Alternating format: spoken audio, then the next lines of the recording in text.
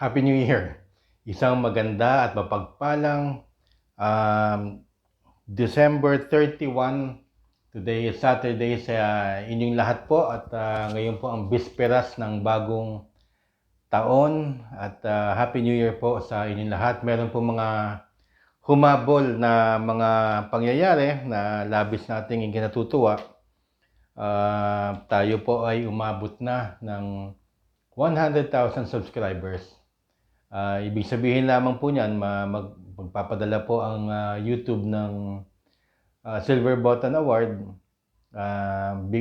Ayon sa aking research, medyo nakakatuwa naman kasi ang sabi sa Google less than 1% sa total population ng buong mundo ang nagkaroon ng ganong klaseng parangal. Kaya dahil po sa inyong lahat yan, kasi hindi naman ho tayo ay nagwa-vlog lamang po. Kayo po ang nagsusubscribe. So, sa inyo po talaga yung award na yan, hindi po sa atin. At ako po ay lubos na nagpapasalamat from the bottom of my heart na ang ating pong pinagpaguran nagkaroon po ng legitimacy na tayo ay maging kahit pa paano maliit na influencer sa inyo po. So, nais ko lang pong magpasalamat sa mga bumubuo ng ating pong munting programa. Sapagkat kung wala po itong mga pasasalamatan ko, sana wala akong makalimutan, pero I'm sure meron. Pero alam niyo naman, naiintindihan niyo na po yun kung bakit. I'm sure meron akong makakalimutan, pero maraming salamat talaga mga kabarangay. First of all, I would like to thank the Lord for this wonderful 2025. Ang ganda ng taon na to. Yung from sa barangay tayo, tapos the 40th state, tapos ito na nga, yung pambansang kagawad. Lahat umusbong, talagang blessings na naman na talagang I don't feel I deserve it, but I asked for it and I received it. Kaya nga yun nga ho ang aking pong nais na banggitin sa inyo. If you want something, spiritually, reconnect with the Lord and ask for it and you will receive it. Garantisado po yun dahil ang dami po nangyari ngayon sa taong ko na mga blessings na ayoko nang ipagyabang dahil sobra-sobra ang ibinigay po sa atin ng Panginoong Diyos.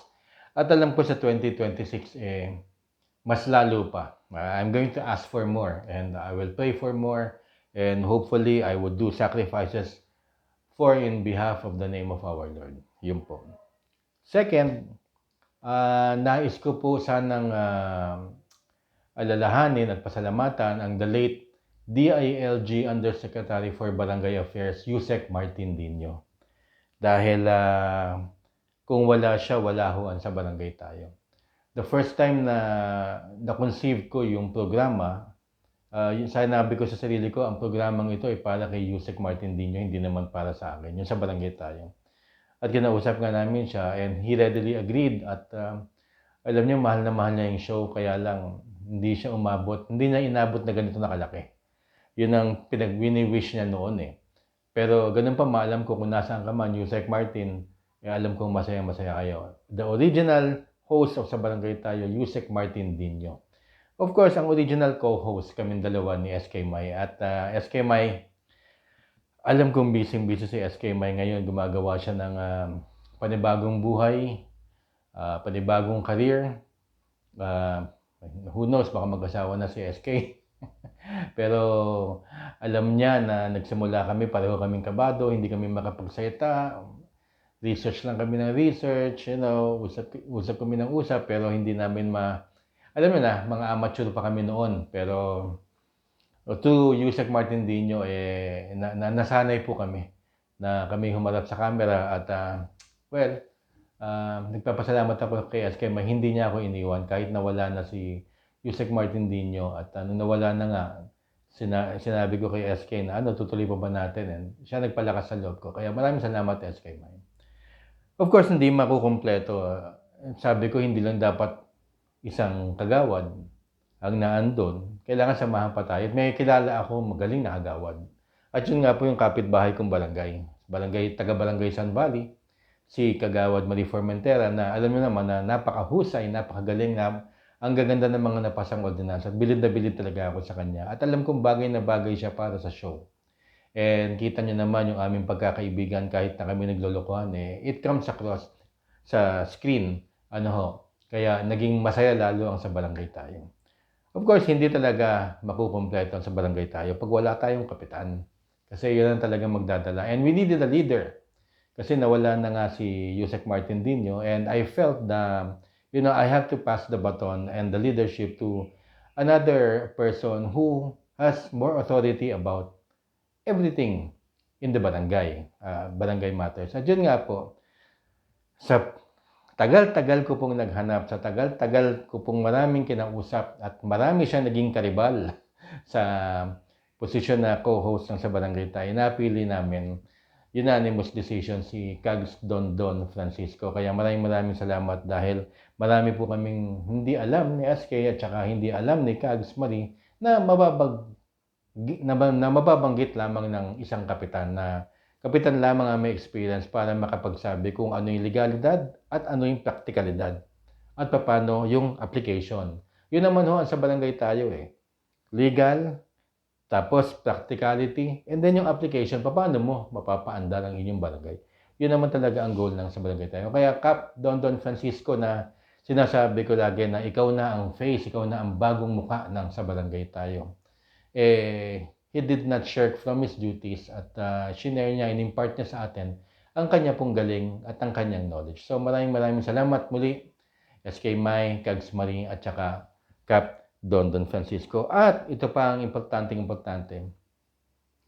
Sa lahat ng mga naging guest namin, Kagawad, Kapitan, DILG, COMELEC, from Co, ang dami namin mga private citizens na umattend at went out of their way. Yung iba mga barangay captains, mga Kagawad, galing pa sa malalayong lugar at inabot pa ng isang araw para makapunta lamang din sa aming pong munting stasyon at sa aming munting programa ay kami pinaunlakan to share their knowledge. Maraming salamat. You know who you are, lahat po ng mga nakapitan, lahat ng mga Hagawad, lahat ng yung mga admin, mga sec na mga naging bisita namin, lahat kayong mga naging guest ng SBT.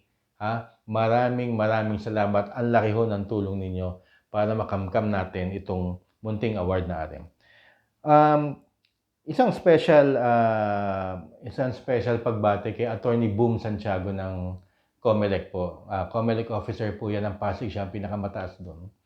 Na tuwing darating sa show namin, palaging yan ang highest rating naming guest. Kaya maraming salamat. Pag talagang BSKE ang pinag-uusapan talagang napakadaming nanonood. And we're very proud, Attorney Boom, na ikaw ang naging guest namin sapagkat hindi lamang ang galing mo at saka yung experience mo at saka yung mga sinasabi mong katotohanan na sinusundan yung proseso, diyan kami natuto sa iyo. Talaga namang nag-guide mo ang Sa Barangay Tayo at ang ating mga guests at ang ating mga kabarangay. Lalo na yung ating mga kandidato sa mechanics ng BSKE election. Lastly, sa inyong lahat, mga kabarangay, regardless kung kayo ay nakaupo, aspirants, kayo po ay si SEC, sino man kayo sa barangay, kayo po ay ordinary resident, community leader, lahat po kayo sa barangay, nagpapasalamat po kami, buong Pilipinas. Dahil itinaguyod nyo, kayo po ay nag-subscribe, yung hindi man nag-subscribe, palagi po nanonood sa amin. Maraming salamat po. I cannot thank you enough dahil sobra-sobra yung binigay niyong parangal at sobra-sobrang binigay ninyong katanyagan sa aming pong apat. Hindi ko po makalimutan yan at dahil po sa inyo, mga kabarangay, tayo po ay nagkaroon ng puwang when it comes to matters of barangay affairs.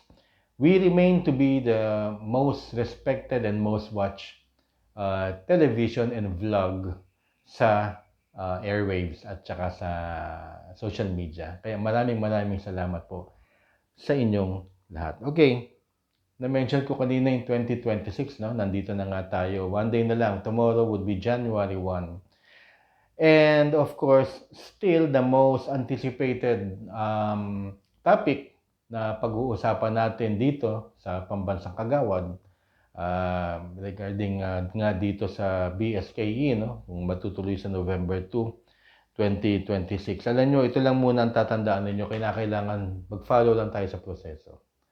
At dalawang bagay lang yan, yung November 2, 2026. Either amendahan, dahil nga November 2 is araw ng patay, ako, deep in my heart, sigurado ako amendahan yung date. Or, revision. Ibig sabihin yan, baka gumawa sila ng bagong batas. For the following reasons, politika, and of course, the presidential elections of 2028. Yan naman ang matinding kalendaryo sa mga susunod na mga taon. Itong 2026 BSKE kung mapopostpone muli or madidelay lang ng konti, amendahan ang date. Kasi wala naman talagang, pag tinuloy nila sa November 2, 2026, ewan ko ako sigurado ako hindi ako makakaboto. Ewan ko lang sa inyo. So, mahirap yan. Ewan ko lang yung mga COMELEC officers, mga maestra, mga teachers, kung mafu-fulfill nila yung duties nilang pumunta sa eskwelahan. Sige nga. At tsaka sila magpakondak ng eleksyon. So, I think, most probably umiiral sa akin yung maamendahan ang date. November 9, o December 1, December 29, whatever. Pero hindi mawawala yung revision sapagkat, ito na tayo 2028. 2028 is the presidential elections. And you know what?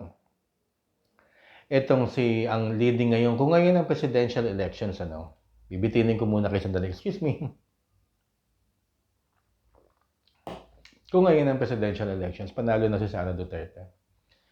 Alam niyo naman yung MWSS ratings at saka yung kanyang numbers, no, na 31 to 35% approval ratings. Ang ating pong Pangulong Ferdinand Bongbong Marcos at ang kanyang administrasyon napakababa. In fact, below zero nga. Hindi nga ho umaangat.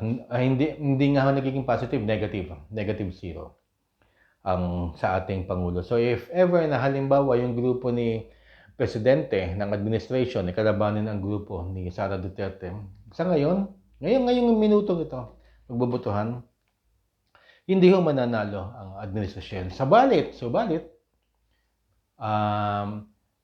merong usap-usapin na merong makakatalo kay Sara Duterte, isang taong hindi kagaya niya, isang taong ibang-iba sa mga Duterte, sa mga Marcoses, sa mga nakaupong mga senador, sa mga nakaupong congressman, kasi naging kabal na yung mga yan Para bang kung sino man ang piliin mo, parang iisa lang You know? Other than yung personal tsaka political away nila, they remain to be the same people, the same politicians, established politicians who is ruling our country, no? Sila na ang nagro-rule, no? Naggaganunan lang. So, ang sinasabi ng mga political analysts na pag nagsanib puwersa ang Pinklawans, Dilawans, at ang Marcos administration na mga nakaupo ngayon, malakas na malakas daw sila.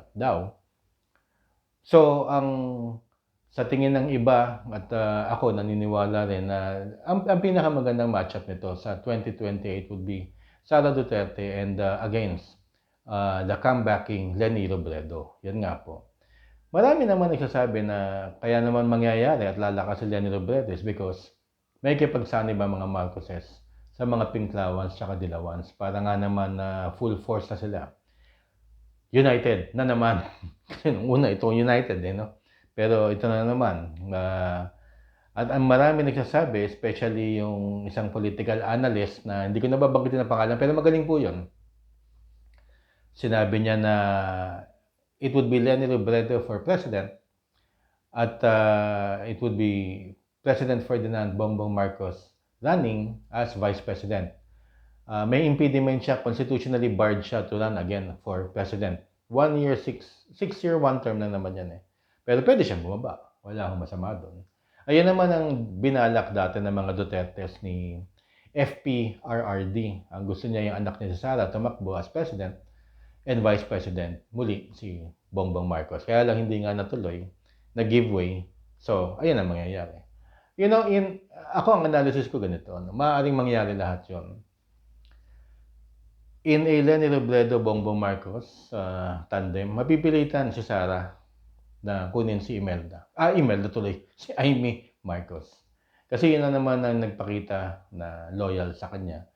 Although marami dyan. Pero yun lang ang makakamatch ng kalaban nilang Vice President Bongbong Marcos. And kung yung gagawin ni Amy Marcos, yung ginawa niya doon na humarap siya sa iglesia at gano'n na lamang siya magsalita laban sa kanyang kapatid, ay talagang mawawasak talaga ang Marcos family. And if ever the president wants to become vice president, he would have to contend with that kind of political situation. Yan ang mabigat. Kasi may bala si Sara Duterte. Lalaban ko yung kapatid mo as vice president. Bahala na kayo magsalaan. So, ang totoong laban dyan, nasa taas, pero yung nasa baba, malupit. Talagang kung ano man yung nakita natin doon, ay maaaring mangyari. And of course, hindi pahihintulutin ng administration na umabot nga, humantong sa ganon. Kaya 2026 is very, very important because there might be, or I think there will be an impeachment case laban kay Vice President Sara Duterte. Hindi nangyari yon noong 2025, kung maaalala nyo, because it was declared as unconstitutional yung impeachment case because you can only declare or you can only file one impeachment case against an impeachable officer one time lang. 4 na beses nag-file sa isang taon. So, lumihis sa proseso. So, sinabi ng Supreme Court, unconstitutional. Pero ngayong 2026, fresh start na. Maaari sila mag-file ng one impeachment case laban kay Vice President Sara Duterte, which para sa akin sana tama na muna yung mga bangayan na yan, mag-move on na tayo. Wala naman namumulong sino ba magpa-file yan? Madudumi rin. Congress ang magpa-file Senate ang magra-ratify. And then dire-diretso ng impeachment case sa Senado as a trial court. Pero ang mga ganun din dirty hands din lahat. So, paano yan? Nagmumuro-muro lang tayo, sayang pa pera ng taong bayan. And, alam naman natin ng Pilipino, pagka sino ang in-impeach mo, sino ang inaapi mo, ang mga Pilipino usually yung sympathy vote na andun. So, bakit mo papayagan pa maging bida ang isang tao? So, yun yung mga kinakailangan i-consider na ito at i-consider ng kabila. Oops! Sasabihin ninyo, Butch, maka BBM ka, Butch, maka Sara Duterte ka. Wala ho akong binoto sa kanila. At hindi ko rin po binoto sa Leni. Masyasya kayo sa binoto ko. Kasama ako dun sa 1.5 million na bumoto dun sa presidential candidate na natalo na yun. But, you know what? Yan ang mangyayaring mga galawan sa 2026, 2027, and 2028. Bakit ba, Butch, na politika yung pinag-uusapan? Matagal pa ang 2028. Oops! Para makapag-prepare ka ng hagawad, has to take you 6 months. Para mag-prepare ka ng kapitan, kumikilos ka 1 year before BSKE. Alam ng mga kapitan yan, alam ng mga hagawad dyan. Para kumilos ka, mga 1 year din, more than a year, para tumakbo ka sa local government. Tsaka ka pumaporma na. Presidente pa kaya? Senador nga, 2 years. So sa presidente, kita niya naman, nagkahagirian na ngayon, 3 years pa lang. Pero tapos na. So tomorrow, January 1, 2 taon na lamang at magkakaroon na tayo. Less than, I think. Less than. Magkakaroon na naman ng matinding national presidential election. So, ayan po ang ating pong mga tututukan. Of course, yung BSKE at saka yung sinabi ko po last vlog, revision sa local government code. And hindi naman mawawala yung BSKE sa pinag-uusapan natin. Abangan lang natin kung may magfa-file ng amendment or revision. So muli, ito po si Pambansang Kagawad Butch Sarano para sa Pambansang Kagawad na vlog, na programa, munting programa na inyong nilift up at binigay nyo sa akin ang inyong mga kamay para tayo po ay tumaas ng konti po. Maraming salamat po sa inyong lahat. Happy New Year, maligong bagong taon. God bless po sa inyong lahat. Thank you. Oops, ito na naman tayo.